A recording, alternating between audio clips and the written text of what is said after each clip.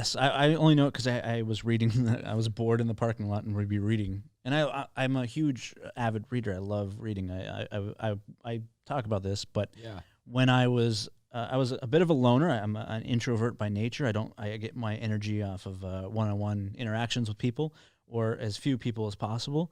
Um, that's very interesting. All right. That's an extroverted thing from outside the studio. Yeah, and they probably can't hear it because these mics are very directional. Oh, but we're going insane. Nothing happened just now. but what I was going, someone was knocking on the wall. That's what it sounded like. Yeah, but basically what I learned was I was talking about being a reader. There you go. See, I can keep myself on track. I was talking about being a reader, and when I was young, because my mom was on drugs, I would often read a lot of books. And she taught the one thing she was a good mom despite many problems. She taught me the love of reading, and she taught me, she would read me the Bible, and that's how I learned to read, was the Bible.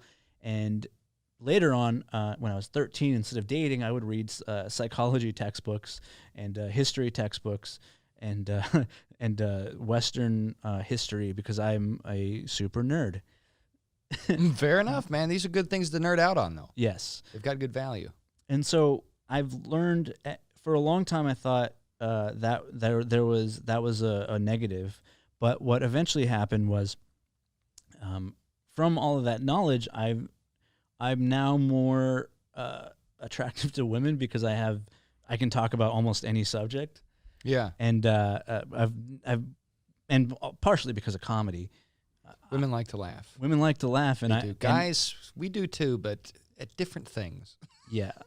The thing that used to be the biggest negative in my life has become a positive, and now I meet women, and that now I'm in a different point in my life where I just want to get married and have a family. I hear that. So it's because I'm starting to be successful, and I'm like, hey, what good is all this money if I don't have a kid to take care of?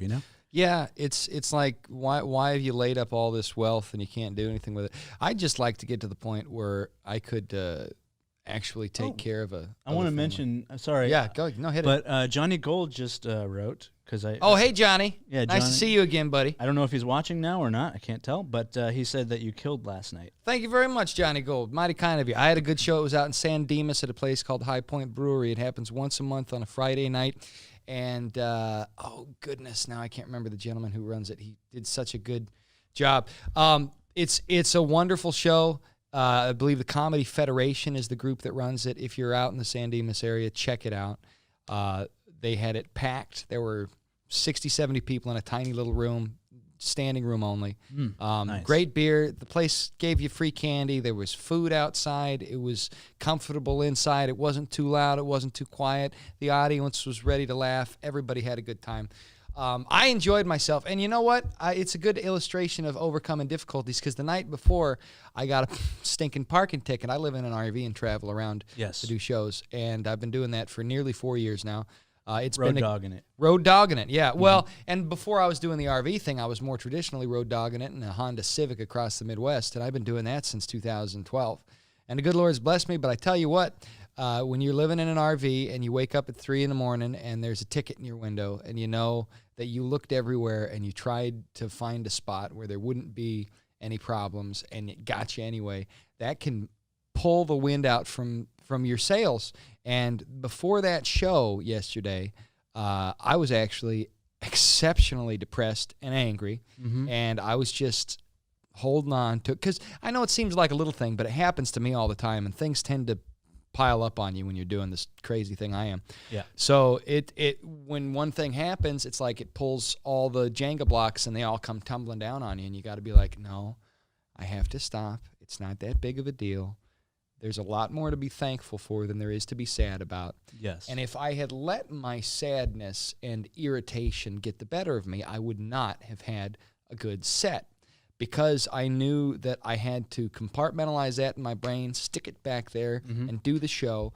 I went out and I gave them my A material, and they loved it, and we had a good time. I've been in a situation where I let the emotions take control of me, and I don't think it ended up for the better because you can become addicted to sadness. Oh, It's yes. like that Very Goche much so. song. You can be addicted to a certain kind of sadness. I'm singing in Australian. Oh, that I like that song though. Yeah. That's a good But song. you didn't have to cut me off. It's about traffic in L.A. Getting cut off in traffic. We used to do a song with the Chuckle Bucket, me and Josh Disney and Captain yeah. Jason and Dickie Bill Wagner for a while. We'd get on stage and we did a song that parodied that one in 2012 or 13 about being in traffic and being angry. But it's true, you can get addicted to a certain kind of sadness or anger or I can't make it.